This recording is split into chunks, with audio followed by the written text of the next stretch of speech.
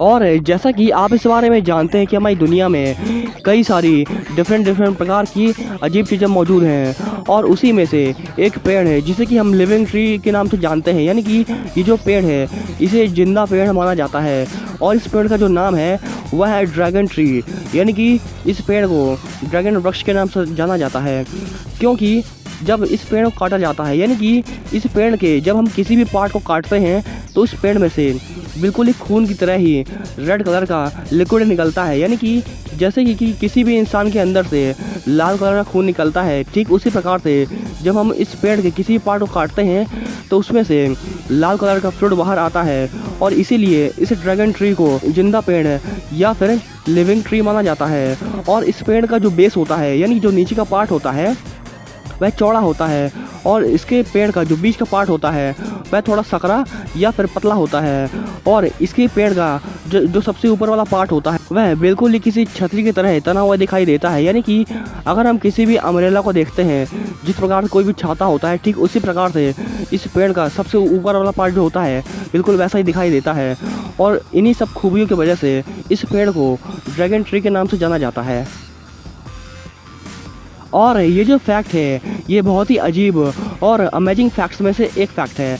तो क्या आपको इस बारे में पता है कि वहाँ जो पूरा वीक होता है, यानी कि जो पूरा सप्ताह होता है, उसमें जो मंडे का दिन होता है, यानी कि जो सोमवार का दिन होता है, वह कैसा दिन होता है जिसमें कि लोगों को सबसे ज़्यादा हार्ट अटैक आता है।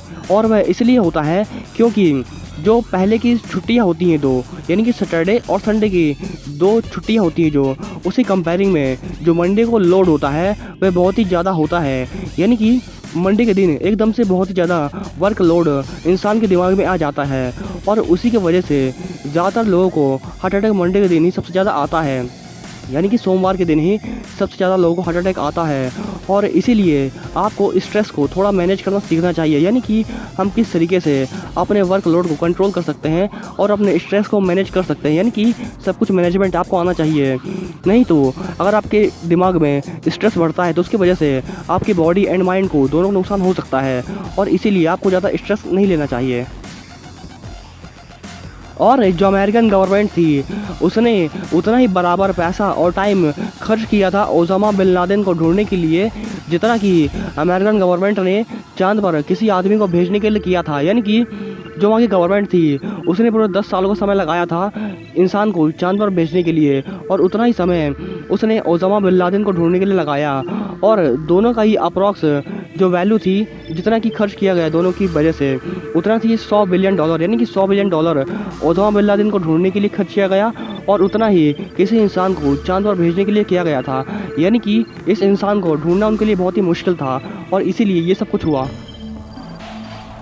और क्या आप इस बारे में जानते हैं कि जो बाघ होते हैं, यानी कि जो टाइगर्स होते हैं, वह बिल्ली की प्रजाति के होते हैं, और उस प्रजाति के सबसे बड़े जानवर टाइगर्स ही होते हैं।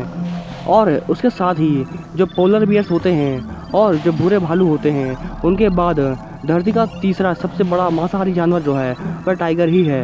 यानी कि जो टाइगर है वह हमारी पूरी पृथ्वी का थर्ड ऐसा जानवर है जो कि सबसे ज़्यादा मांस खा सकता है।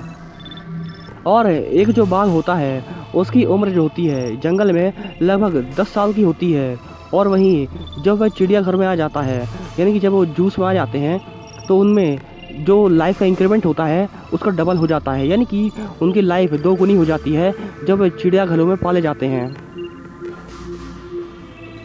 एंड क्या आप इस बारे में जानते हैं कि जो कोल्ड वाटर होता है, यानी कि जो ठंडा पानी होता है, उसी कंपेयरिंग में जो हॉट वाटर होता है, यानी कि जो गर्म पानी होता है, वह जल्दी फ्रीज हो जाता है।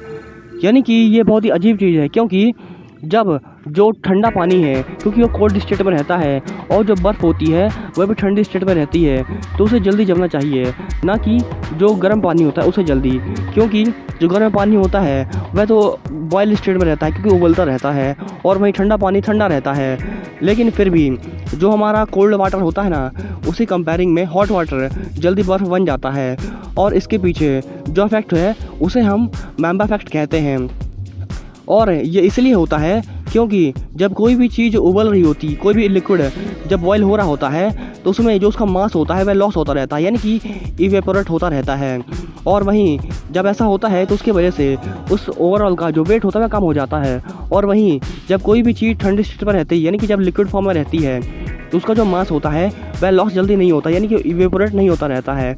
और इसी वजह से उसका जो भार होता है वह ज़्यादा होता है। और वहीं जो इवेपोरेशन होता रहता है जिस चीज़ का, उसका भार कम हो जाता है। और इसीलिए जिस भी चीज़ का भार कम होता है वह जल्दी ही ठंडी हो जाए। और इसीलिए जिस भी चीज़ का इवेपोरेशन हो रहा होता है वह चीज़ जल्दी फ्रीज हो जाती है, क्योंकि उसका भार कम हो गया होता है। और वहीं जो भी चीज़ लिक्विड स्टेट पर रहती है उसका भार जल्दी कम नहीं होता है, यानी कि उसका भार ज़्यादा होता है। और जिस भी चीज़ का भार ज़्यादा होता है वह चीज़ लेट से फ्रीज होती है, ना कि जल्दी। और यही कारण है कि जो हॉट वाटर होता है वह कोल्ड वाटर कंपेयरिंग में जल्दी फ्रीज हो जाता है।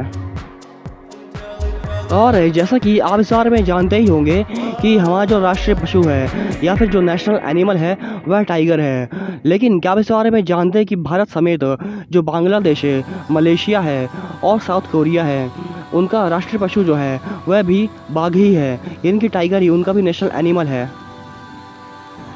और जैसा कि अभी हमने आपको इस बारे में बताया कि जो टाइगर है वह हमारा नेशनल एनिमल है, लेकिन आप इस बारे में जानते होंगे कि कोई भी प्रजाति होती है, यानी कि कोई भी स्पीसी होती है, उसकी बहुत सारी ब्रीड्स होती हैं। और उसी प्रकार से जो इंडियन नेशनल एनिमल है, यानी कि जो टाइगर है, उसकी ब्रीड जो है वह पैंथेरा टिग्रिस, ये नेशनल एनिमल की ब्रीड है। यानी कि जो हमारा नेशनल एनिमल माना गया है वह पैंथेरा टिग्रिस को ही माना गया है। और इसे इसलिए नेशनल एनिमल घोषित किया गया है क्योंकि इसकी जो स्ट्रेंथ होती है और इसकी एनॉर्मस जो पावर होती है वह बहुत ही ज़्यादा होती है, और इसीलिए इसे इंडियन नेशनल एनिमल माना गया है। और इसी प्रकार से जो south Korean national animal tiger है, उसकी जो ब्रीड है वह साइबेरियन टाइगर की है, यानी कि साइबेरियन टाइगर साउथ कोरिया का नेशनल एनिमल है।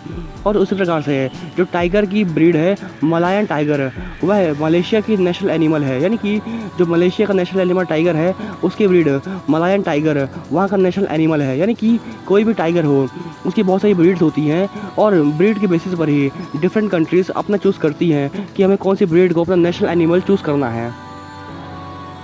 एंड क्या आप इस बारे में जानते हैं कि अगर हम कोई भी ऐसी ग्लास की बॉल या फिर कांच की गेंद बनाने में कैपेबल हो पाएँ जो कि किसी भी कंडीशन में ना फूटे, यानी कि उसे हम कितना भी पटक लें, कुछ भी कर ले वह ना फूटे, तो वह ज़्यादा ऊपर तक उछलेगी as compare to rubber ball.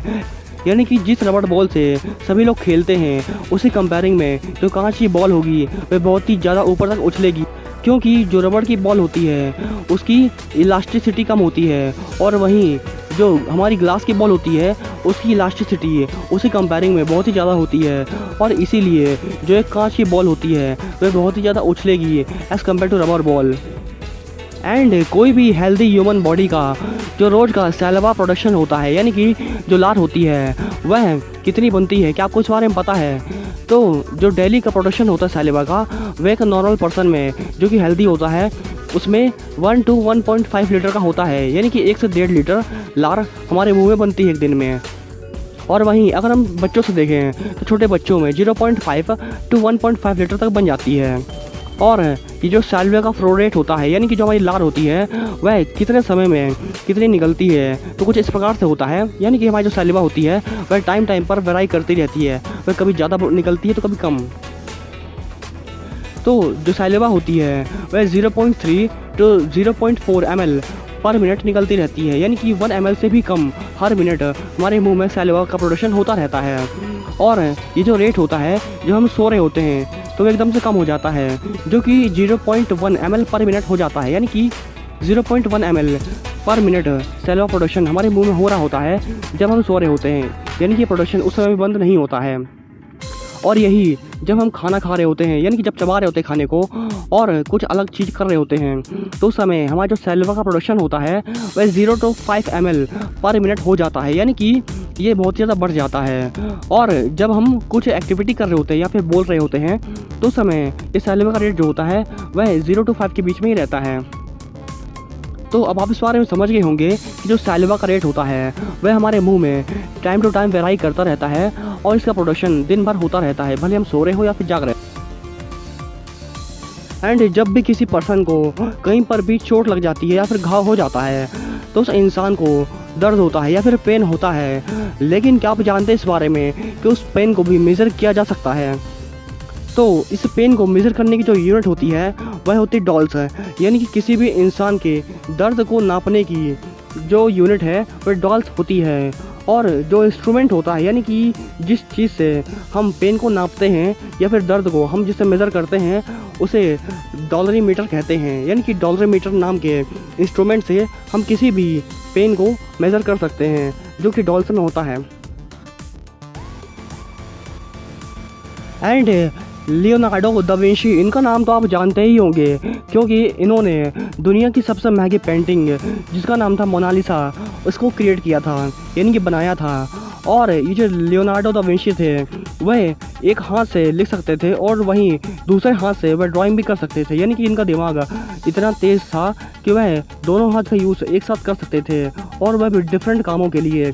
यानी कि एक हाथ से वह लिखते थे और दूसरे हाथ से वह ड्राइंग बना लेते थे। उनका दिमाग बहुत ही ज़्यादा तेज़ था।